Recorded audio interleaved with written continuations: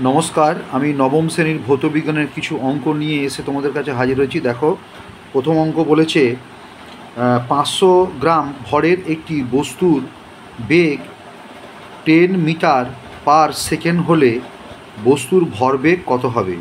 তাহলে দেখো, প্রদত্ত বস্তুর ভর এম সমান কত বলেছে? 500 গ্রাম। তাহলে প্রদত্ত বস্তুর ভর এম সমান 500 গ্রাম। এইটাকে কেজিতে আমি নিয়ে যাব। তাহলে আমরা কি জানি? তাহলে হচ্ছে এই যে গ্রাম আছে, গ্রামকে যদি আমি 1000 দিয়ে ভাগ করি তাহলে কেজি হয়ে যাবে। তাহলে গ্রামকে যদি আমি 1000 দিয়ে ভাগ করলে তাহলে কী হবে? এই দুটো শূন্য কেটে গেল, আর 5কে 10 দিয়ে ভাগ করলে 0.5 কেজি। এবার দেখো, বেগ এখানে বলে দিয়েছে, বস্তুর বেগ হচ্ছে 10 মিটার পার সেকেন্ড। বেগ হচ্ছে, আমি এখানে ভি সমান 10 মিটার পার সেকেন্ড। তাহলে ভরবেগ কি জানি আমরা? ভরবেগ সমান এম গুণিত ভি। এখানে হচ্ছে ভর এখানে বেরিয়েছে 0.5 কেজি। তাহলে 0.5 গুণিত 10 KG into metre per second. তাহলে এইটাকে গুণ করলে কত হচ্ছে? 0.5কে 10 দিয়ে গুণ করলে 5 কেজি মিটার পার সেকেন্ড। এবার দেখো, তারপরে একটা অঙ্ক আছে। দেখো, কোনো পরমাণুর তৃতীয় মুখ্য শক্তিঘরে সর্বাধিক কয়টি ইলেকট্রন থাকতে পারে? দেখো, আমরা হচ্ছে একটা সূত্র জানি কি, 2n²। আর আমরা কক্ষপথগুলো কি জানি? কে কক্ষ, এল কক্ষ, এম কক্ষ, তারপর এন কক্ষ হয়। তাহলে এখানে কে কক্ষে এখানে কি থাকে? এন সমান 1, আর এল কক্ষে এন সমান 2, আর এম কক্ষে এন সমান 3। তাহলে এখানে সূত্র, তাহলে এখানে কী বলেছে? তৃতীয় মুখ্য ঘর মানে এখানে কি 2n²। এনের মান কত? 3। তাহলে 3² তাহলে 3 3 9, 2 গুণিত 9 মানে 18টি। তাহলে তৃতীয় মুখ্য শক্তিঘরে সর্বাধিক কয়টি ইলেকট্রন থাকতে পারে? 18টি থাকতে পারে। এটাই হচ্ছে উত্তর। তারপরে কি দেখো, তারপরে একটা অঙ্ক, ম্যাগনেসিয়ামের পারমাণবিক সংখ্যা 12, Mg2+ আয়নে ইলেকট্রনের সংখ্যা কত হতে পারে? আমরা কি জানি? যেহেতু পারমাণবিক সংখ্যা এখানে 12 বলেছে, তাহলে Mg এর ইলেকট্রন সংখ্যা হবে 12।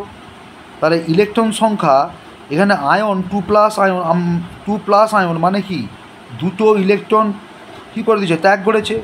তাহলে হচ্ছে দুটো ইলেকট্রন ত্যাগ করতে কত হয়েছে? এখানে Mg2+ হয়েছে। তাহলে এখানে Mg2+, তাহলে Mg2+-এর ইলেকট্রন সংখ্যা কত হচ্ছে? মানে ইলেকট্রন সংখ্যা হবে, ছিল 12 হয়েছে কত? হচ্ছে দুটো ইলেকট্রন চলে গেলে কত থাকবে? 10।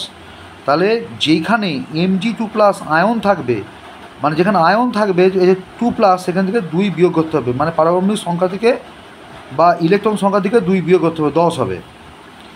তারপরে কি বলেছে দেখো, তারপরে আরেকটা অঙ্ক কি আছে? 75 সেমি কিউ পারদের ভর 1.02 কেজি হলে পারদের ঘনত্ব কত? পারদের আয়তন বলেছে কি? হচ্ছে 75 সেমি কিউ। একে আমি লিটারে প্রকাশ করব। 1 লিটার সমান কি? 1000 সেমি কিউ। তাহলে এইখানে হচ্ছে আমি 75 ডিভাইডেড বাই 1000 লিটার হলো। এবার হচ্ছে পারদের ভর বলেছে কত? পারদের ভর এখানে দেওয়া আছে 1.02 কেজি। তাহলে ভর এইটা। পারদের ঘনত্ব সমান আমরা কি জানি? ভর ডিভাইডেড বাই আয়তন সমান ঘনত্ব হয়। ভর দেওয়া আছে, আর এখানে হচ্ছে আয়তন বেড়েছে 75/1000। তাহলে 1.02 মানে কি? 102/100। তার মেন ডিভাইডার এইটা 75/100। তাকে কাটাকাটি করলে 102/100 গুণিত এটা উল্টে যাবে, 1000/75 হয়ে যাবে।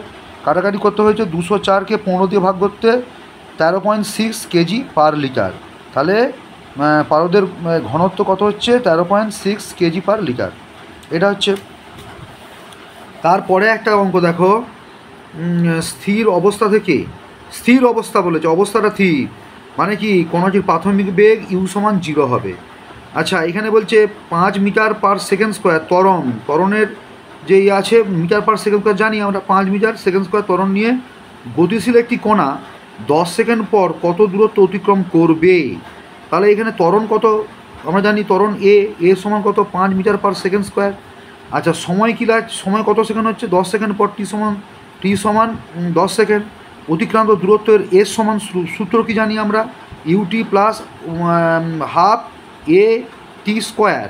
এখানে হচ্ছে ইউ ইউ মানে প্রাথমিক বেগ 0, তার সঙ্গে টি 10 যুক্ত 1/2, এ মানে হচ্ছে প্রাথমিক ত্বরণ এ 5, আচ্ছা টি মানে 10 স্কোয়ার, তাহলে এখানে 10কে 0 দিয়ে গুণ 10কে 0 দিয়ে গুণ হলো 0, 1/2 5, আর এখানে কাটাকাটি করতে 250 মিটার হচ্ছে। তাহলে কি হচ্ছে এখানে 10 সেকেন্ড পর কত দূরত্ব অতিক্রম করবে, 10 সেকেন্ড পর 250 মিটার দূরত্ব অতিক্রম করবে। আবার একটা অঙ্ক দেখো যে একটি মৌলের পরমাণুতে কে কক্ষে 2টি, কে কক্ষে আছে 2টি, এল কক্ষে আছে 8টি, এম কক্ষে আছে 3টি ইলেকট্রন আছে। মৌলটির যোজ্যতা কত হবে? আমরা জানি সর্ববহিস্থ কক্ষে যটি ইলেকট্রন থাকবে তো সেটি তার হচ্ছে, যদি 4-এর কম হয় তাহলে সেটি তার হচ্ছে যোজ্যতা। এখানে আমরা কে সমান 2, এল সমান হচ্ছে 8, এম সমান 3, মৌলটির যোজ্যতা কত হবে? 3 হবে। এখানে মৌলটির আমরা কি জানি, আচ্ছা এখানে মৌলটির ভর সংখ্যা বলেছে 27, নিউটন সংখ্যা কত হবে? আমরা মৌলটির ভর সংখ্যা 27, মৌলটির ভর সংখ্যা 27 বলেছে। আর মৌলটির আমরা হচ্ছে কি জানি, এখানে হচ্ছে 2, 8, 13, মৌলটির পারমাণবিক সংখ্যা হচ্ছে 13, মৌলটির পারমাণবিক সংখ্যা মানে কি আমরা প্রোটন সংখ্যা সমান ইলেকট্রন সংখ্যা সমান 13। আর নিউটন সংখ্যা কী পাবো না, ভর সংখ্যা থেকে প্রোটন সংখ্যা বিয়োগ করলে নিউটন সংখ্যা পাবো। কারণ আমরা জানি হচ্ছে ভর সংখ্যা সমান প্রোটন সংখ্যা যুক্ত নিউটন সংখ্যা, তাহলে নিউটন সংখ্যা বার করতে হলে কী করতে হবে, ভর সংখ্যা থেকে প্রোটন সংখ্যা বিয়োগ করতে হবে, তার 14 হবে। এটাই উত্তর। ঠিক আছে।